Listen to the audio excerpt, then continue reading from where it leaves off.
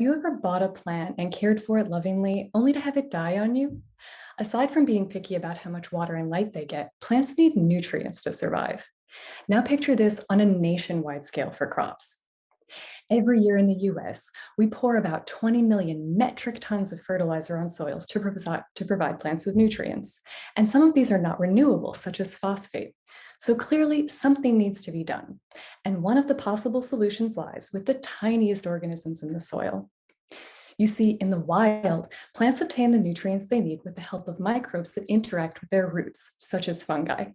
Plants provide the fungi with sugars in exchange for things that are just out of reach in the soil, such as phosphorus, but also nitrogen and even water. Plants, as we know them, don't survive on their own. They get by with a little help from their friends. So crops obtain about half the nutrients they need this way. But if we could increase that, we could greatly reduce our dependence on chemical fertilizer. And that would essentially be the next green revolution. So why hasn't it been done? Despite the fact that we've been studying plant microbe interactions for decades, there are still big gaps in our knowledge. For instance, why don't all plants form these interactions? How do the plant and fungus communicate chemically? How does the plant know how to differentiate a beneficial fungus from a parasitic one? When you think about all of the players that are involved in these interactions, from the genes to the proteins to the chemical signals, it can feel like being lost in a thicket of information. What we need is a map.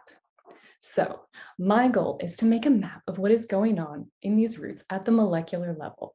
And I do mean a map, a 2D representation of where the genes are expressed, overlaid on an image of the root like the one you see behind me here. It works like this. I take a slice of root that is colonized with the beneficial fungus, and I lay it on a specially coated slide that captures the mRNA. What I'm left with is a picture that I can zoom in on right down to the molecular level to see where each gene is expressed. That's called spatial transcriptomics. So when you combine my data-rich map with the data sets that other people are developing for plant roots, what we're going to end up with is a grand atlas. And we can use this to chart a course to engineer these interactions to be more efficient, or make it so that more plants can interact with these microbes and not just the ones that have already evolved to. So theoretically, you could use this to save your dying houseplant. But the real goal of modifying these interactions is food security. We want to be able to grow healthy crops with more sustainable fertilization. I hope we look back on this era of big data and say that we mined it for discoveries that lead to the next green revolution, because that can't come a moment too soon.